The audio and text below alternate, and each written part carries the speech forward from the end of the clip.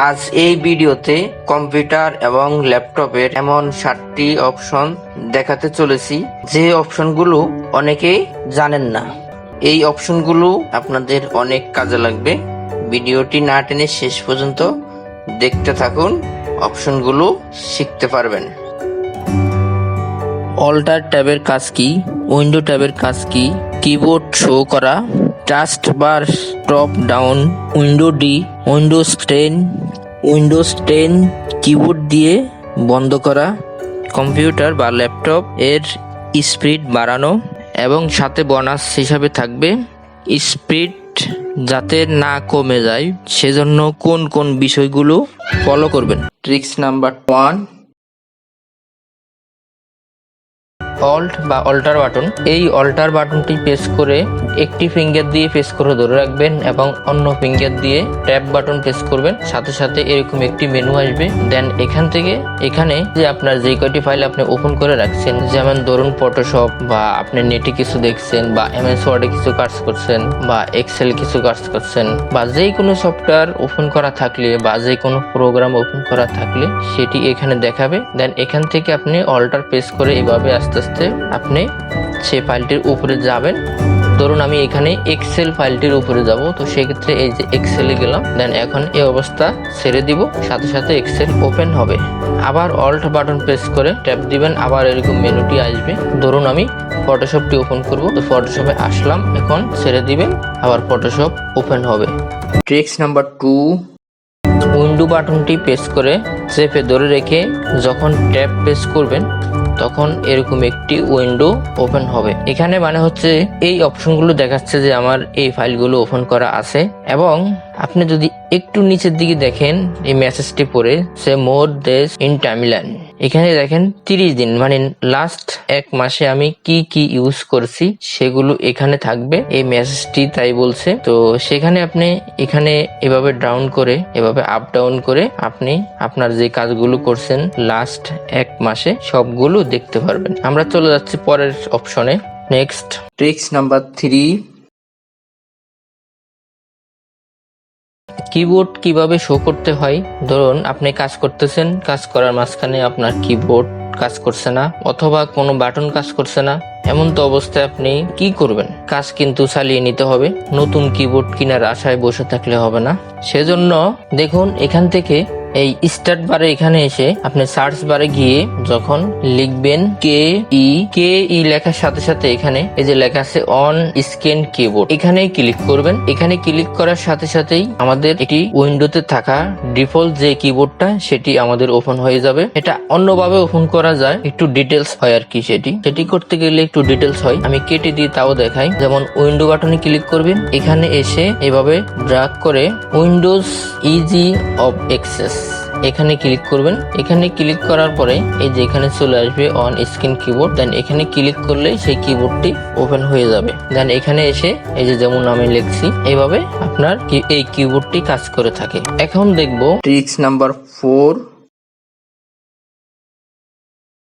আমাদের নিচে যে টাস্ক বার আছে মানে আমাদের নিচে যেখানে ডেট টাইম লেখা থাকে এবং যেখানে স্টার্ট বাটন থাকে বা সার্চ বার থাকে, এই মেনুটিকে বলা হয় টাস্ক বার।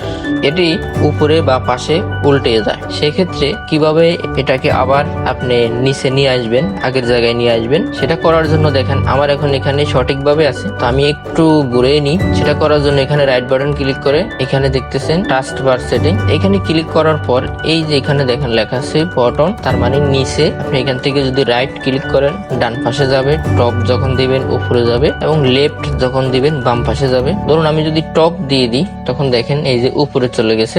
আবার আমি যখন এটা রাইট ক্লিক করব তখন ডান পাশে চলে গেছে। আশা করি বুঝতে পারছেন। এখন দেখব ট্রিক্স নাম্বার 5,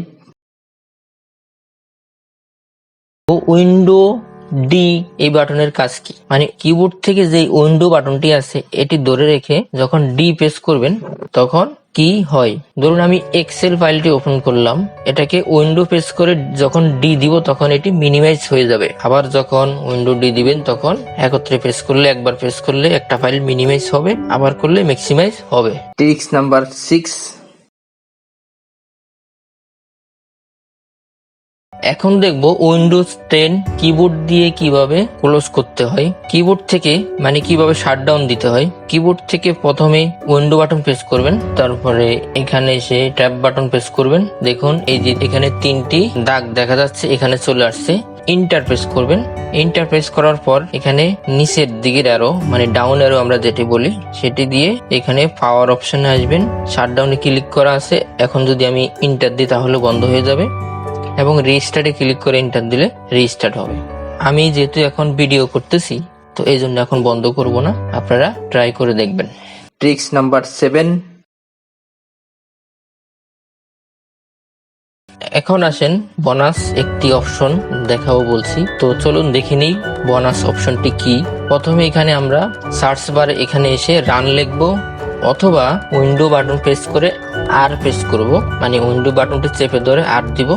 এইখানে দেখেন এই অপশনগুলো আপনি লিখে নেবেন, রিসেন্ট, ট্রি, ট্যাম, সিএমটি, উইন্ডবার, এই কয়টি অপশন লিখে নেবেন। তো লেখার পর এখানে নিচের অপশনটি লেখার দরকার নাই, উইন্ডবার পর্যন্ত লিখবেন। তাহলে 1 2 3 4 5 এই 5টি অপশন অন্তত থাকে। তাছাড়া এগুলো অনেক সময় আমাদের কাজে লাগে। যেমন রিসেন্টে গিয়ে আমরা এখন ওকে দিব। ওকে দেওয়ার সাথে সাথে রিসেন্ট আমি যে কাজগুলো করেছি সেগুলো এখানে আছে। তো এটি কন্ট্রোল এ দিয়ে ডিলিট প্রেস করব, তখন ডিলিট হয়ে যাবে। আমি আবার করব সেম কাজ, এখানে এসে রিসেন্ট এখন দিব, ট্যাম্প ফাইল ডিলিট করব, মানে যেটা টেম্পোরারি ফাইল আমরা বলে থাকি। দেন ওকে দিব, ওকে দিয়ে এখান থেকে এগুলো কন্ট্রোল এ দিয়ে ডিলিট করব। এখানে মনে রাখবেন অনেক সময় 1-2টি ফাইল থেকে যায়, এতে কোনো সমস্যা নাই। আবার উইন্ডো বাটন প্রেস করে আর দিব। আবার এখানে এসে টিতে ক্লিক করবেন। টিতে ক্লিক করার পরে যখন ওকে দিবেন তখন ফুল আপনার সিস্টেমটি একবার রিফ্রেশ হবে। দেন আবার উইন্ডো বাটন ধরে আর দিব এবং এখানে এসে আমরা এই সিএমটি এটি আসলে আমাদের অনেক সময় অনেক কাজে লেগে থাকে।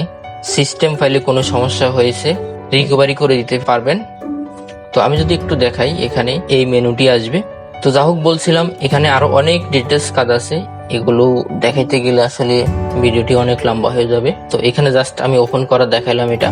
দেন তারপরে হচ্ছে উইন্ডবার, এই অপশনটি হচ্ছে এখানে আপনার উইন্ডোজ 10 দেওয়া আছে, সেটি দেখেন এখান থেকে দেখা যাবে উইন্ডোজ 10 বা উইন্ডোজ 8 বা উইন্ডোজ 11 কোনটি দেওয়া আছে এবং এখানে কত মডেল ভার্সন পর্যন্ত সাপোর্ট করবে তাও এখানে দেওয়া আছে। কেউ যদি বলে থাকে আপনার কম্পিউটার কি উইন্ডোজ 10 নাকি উইন্ডোজ 11 নাকি উইন্ডোজ 8, তো আমরা অনেক সময় দেখলে বুঝি আসলে এটা কি বা ওখান থেকে দেখা যায়। বাট কেউ যদি এভাবে অ্যাকচুয়ালি দেখতে চায় তাও এখান থেকে দেখে নিতে পারবে। তো আশা করি বুঝতে পারছেন। সবাইকে ধন্যবাদ দিয়ে ভিডিওটি এখানে শেষ করলাম। পরবর্তী লেকচারটি হবে রিফ্রেশ করার পর এই যে একটু স্পিড বাড়বে, এই স্পিডটা কিভাবে ধরে রাখবেন, আরো কি কি কাজ করতে হবে। তো এটি দেখতে চাইলে অবশ্যই কমেন্টস করে আমাকে বলবেন, আমি এই নিয়ে একটি লেকচার তৈরি করার চেষ্টা করব। আসসালামু আলাইকুম।